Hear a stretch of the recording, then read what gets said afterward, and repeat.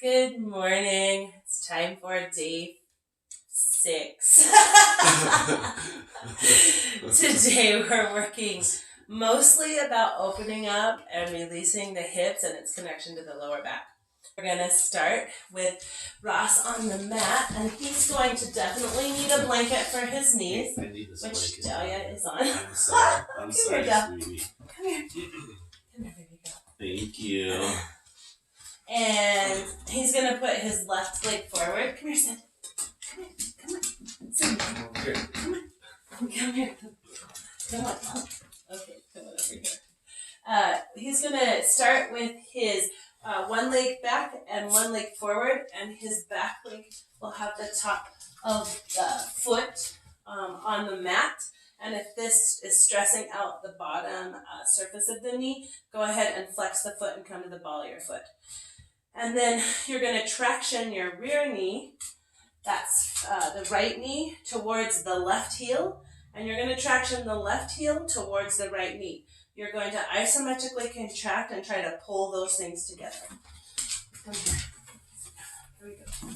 Good girl. So as he does that, okay, release. Can you maybe try to do it a little more dramatically, like really pull? Oh, you see how his back and this hip moves back. And how does that weight feel on your knee? So sink into it again. Yeah, and so you can feel all that heat, all that heaviness on your knees. Mm-hmm. And then when you traction them together, you're actually rising up. So today, I just want you to take note that when we do this traction, we're rooting in the front foot and the back knee and allowing to rise up off the pressures that you feel there. And then go ahead and switch legs.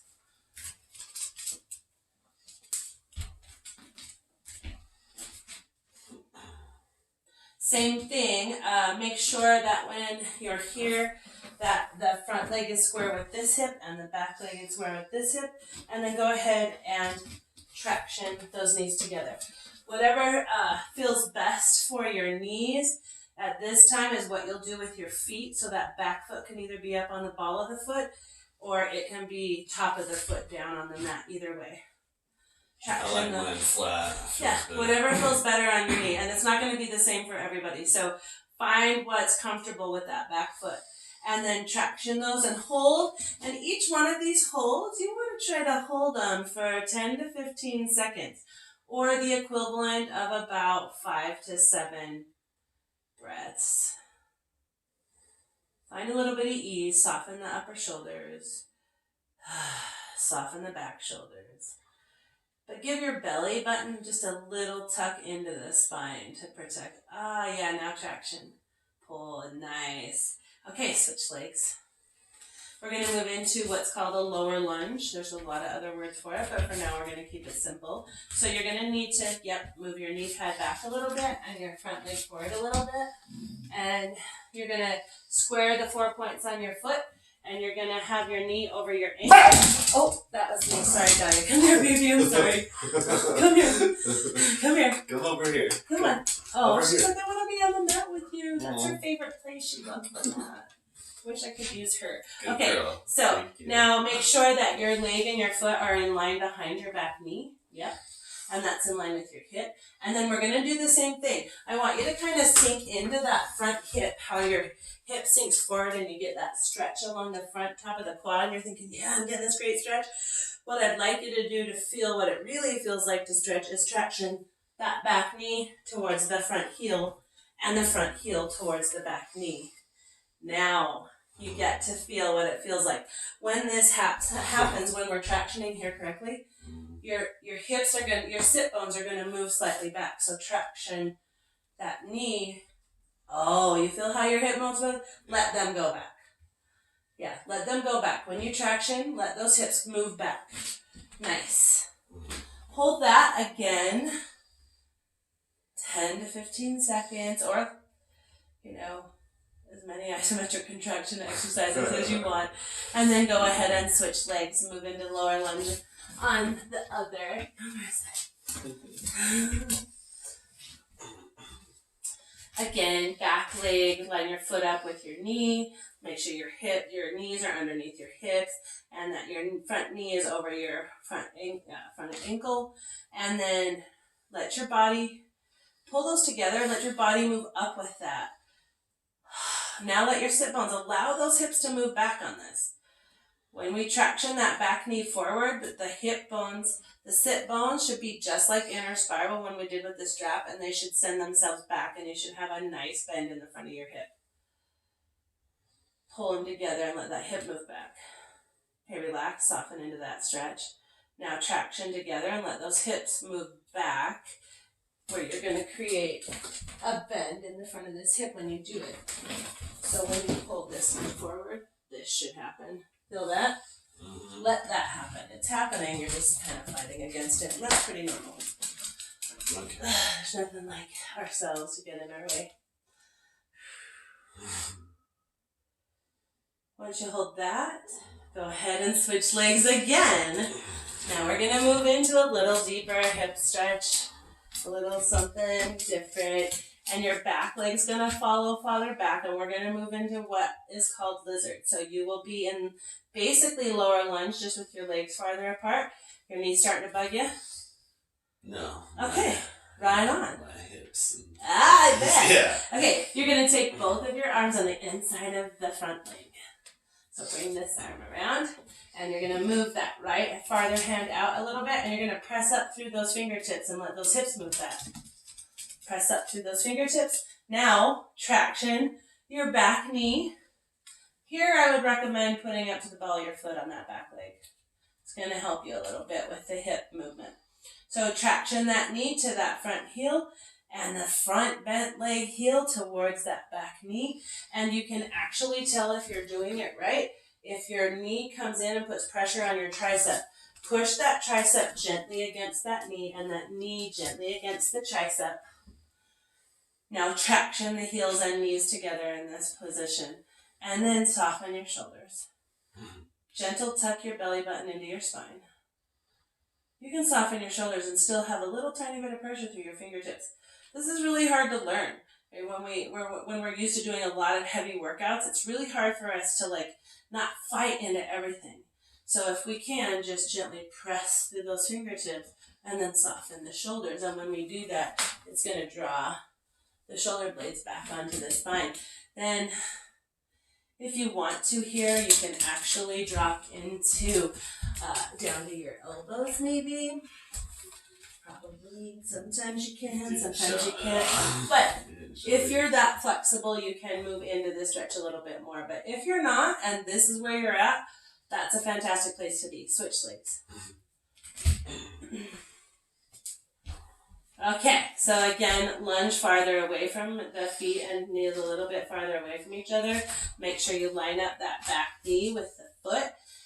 Oh yeah, arms on the inside of that leg, a little bit of pressure on the front knee with that tricep, and the tricep gently presses against that knee. Now traction the heel, front heel and the back knee together. Enough that it sends your hip sit bones back. So what you want to happen here is now pull together, and it's going to send this hip should visibly and physically be able to feel that moving back. Now traction. Now relax and sink into this stretch. Now elbow and knee, tricep and knee on that front side, and then squeeze together. And you're going to feel, that sit bone move back. Very nice.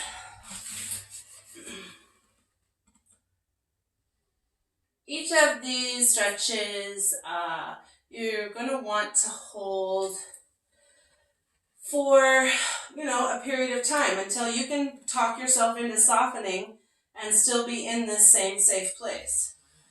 And you can sink into that front hip and practice that pull together as many times as you need to until you can start to let the shoulders soften. If your lumbar spine is sinking in and it's bugging you, tuck that belly button up into the spine to level out that lower spine. Nice. Now we're going to move to our backs. Can you put your feet there? So he has put the strap behind one leg, and he's going to move that strap up to the lowest part of the hamstring above the knee. And just for practice, he's going to let that leg be heavy, and he's going to just pull that leg up without the leg doing any work. So it's kind of hard to trust that. You can use both hands if you need to. Let that leg be heavy and let this hip fall to the floor. Oh, there we go. Nice. Go ahead and bring that leg down. We're going to take the opposite leg and lift it up into the sky. And we're going to practice what's called a pinky toe flex. Keep your knee soft, not hyperextended. Flex your foot. And then take your pinky toe side of the foot, to the outside of the calf. This is called a pinky toe flex. So here's a normal flex. Relax. Flex your foot. And then you're going to take the pinky toe side. Yeah. So, kind of. Yeah, just without turning the leg. Just flex the foot that way. There we go. Bend your leg. Put it over the top of the knee here. Now, pinky toe flex that foot. Bring your leg back off and stick it straight up. Find that pinky toe flex. Now keep the pinky toe flex and drop the leg. There we go. You want to flex first and then bring it in.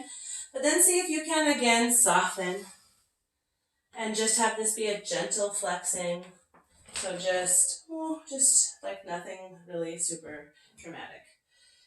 Nothing that's contracting all the muscles. And then go ahead and pull that bottom leg up towards your chest. And see if you can do this maybe and rest your hands and the strap on your chest and let your shoulders be heavy on the floor.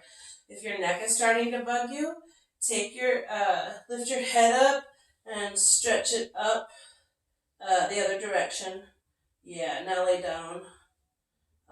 Yeah, very nice. So you're going to tuck your chin to your neck and then lay your head down again and really try to lengthen that back side of the neck. And you'll hear in this pigeon, this is reverse pigeon, see if you can let that be heavy into the bottom leg, hip. Oh, and then you can find even a whole different stretch on that opposite hip when we let that be heavy. Go ahead and drop that down. Slowly unwind that top leg, slowly stretch it up to the sky. Point and flex, relax that ankle, relax that knee. Go ahead and plant that foot and switch the strap to the other leg.